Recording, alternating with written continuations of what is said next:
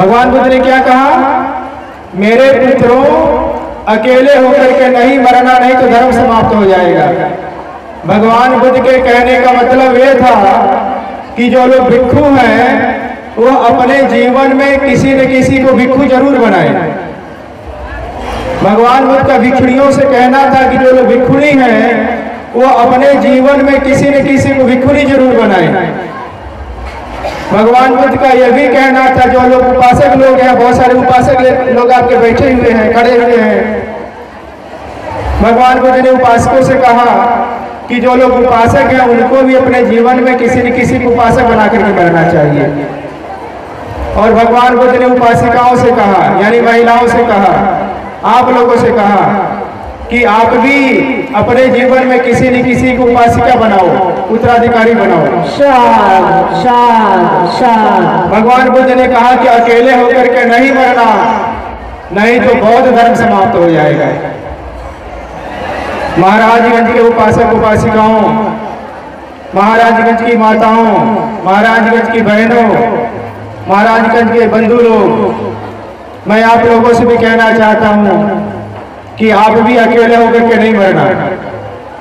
अगर आप अकेले होकर के मर गए तो बाबा साहब अम्बेडकर का मिशन आंदोलन खत्म हो जाएगा।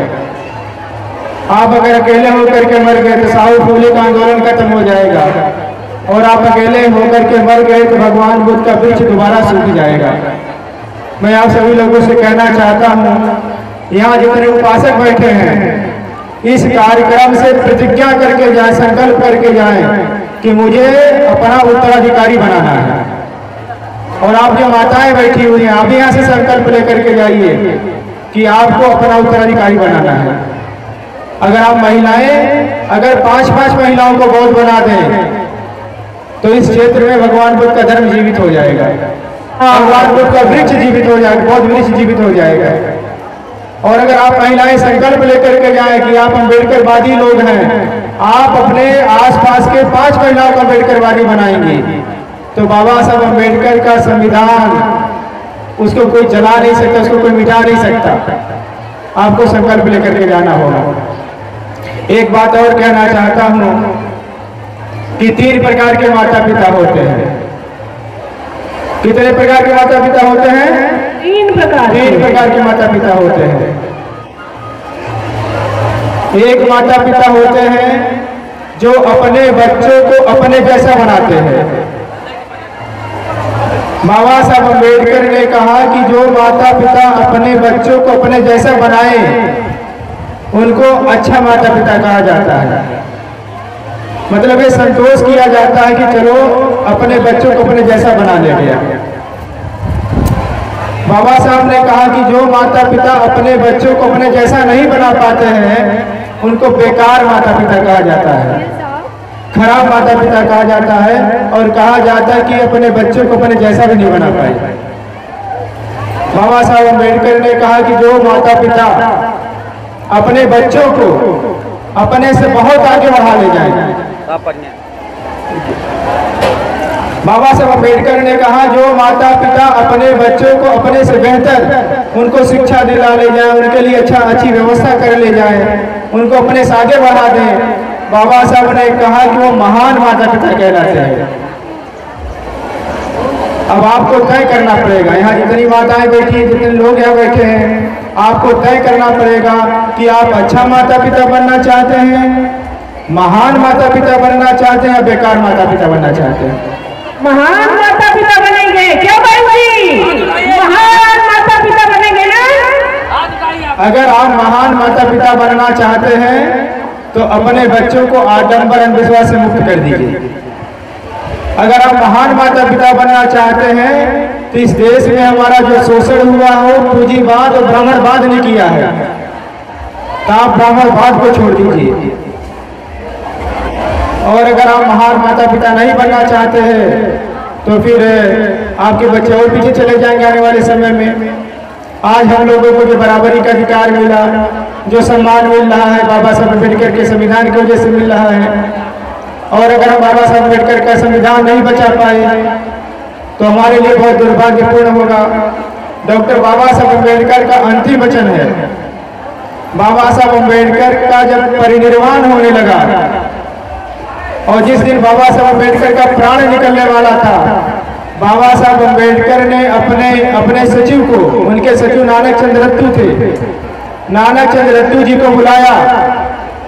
बाबा साहब अम्बेडकर ने नानक चंद रत्तू जी से कहा कि आप जाकर के हमारे लोगों से कहना, हमारे लोगों से ये कहना कि जिस कारवां को आप देख रहे हो, इस कारवां को यहाँ तक लाने के लिए मैंने बहुत संघर्ष किया है। इस कारवां को यहाँ तक लाने के लिए बहुत कुर्बानी देनी पड़ी है। इस कारवां को यहाँ तक लाने के लिए बहुत ज़्यादा परिश्रम करना पड़ा है।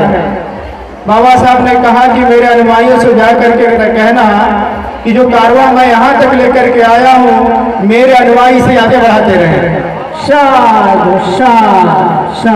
बाबा साहब अम्बेडकर ने कहा कि अगर मेरे अनुयायी मेरे कारवां को आगे न बढ़ा सके तो मेरे अनुयायियों से कहना कि जहाँ पे है वहीं रोक देना, उसको पीछे मत जाने देना। तो बाबा साहब के अम्बेडकर के अनुयायियों, मानव कांशीराम साहब के अनुयायियों, मैं आपसे कहना चाहता हूँ कि बाबा साहब अम्बेडकर का आंदोलन आप पीछे मत जाने दीजिए, उसको आगे बढ़ाइए। और अगर आगे नहीं बढ़ पा रहा है तो जहां वहीं रोकिए उसको। बाबा साहब अम्बेडकर ने यह भी कहा, वो लोग धन्य होते हैं जो लोग ये अनुभव करते हैं कि जिस समाज में हमारा जन्म हुआ उनका उद्धार करना हमारा कर्तव्य है। मैं देख रहा हूँ यहाँ जितनी माताएं बैठे हैं, जितने पुरुष लोग बैठे हैं, आप लोगों के घर में भी काम था ना। बाबा साहब बहुत सारे लोग शेड्यूल कास्ट में है, ओबीसी में है, दलित पिछड़े समाज में है, माइनॉरिटी समाज में, जिनको बाबा साहब अम्बेडकर के संविधान से उनके जीवन बदले हैं। और न केवल दलितों पिछड़ों के बल्कि बहुत सारे सामान्य जाति के लोग, उनको भी बाबा साहब अम्बेडकर के संविधान से उनका भी जीवन बदला है। वो लोग भी आ सकते थे, लेकिन आप सोचो, आप लोग क्यों आए हैं? आपके घर में भी काम था, लेकिन आप सोचते हैं कि बाबा साहब अम्बेडकर का अनुयायी होने की वजह से उनका दिया अधिकार बचाना जरूरी है। बाबा साहब अम्बेडकर ने जो परंपरा दिया उसको देना बचाना जरूरी है। इसलिए आप लोग अपना काम धाम छोड़ करके आए हैं। तो बाबा साहब अम्बेडकर ने कहा वो लोग धन्य होते हैं जो लोग ये सोचते हैं कि जिस समाज में हमारा जन्म हुआ उनका उद्धार करना हमारा कर्तव्य है। मैं कहना चाहता हूँ कि महाराजगंज के लोग, आप लोग धन्य हैं, क्योंकि आप लोग सोच रहे हैं कि जिस समाज में हमारा जन्म हुआ उनका उद्धार करना हमारा कर्तव्य है।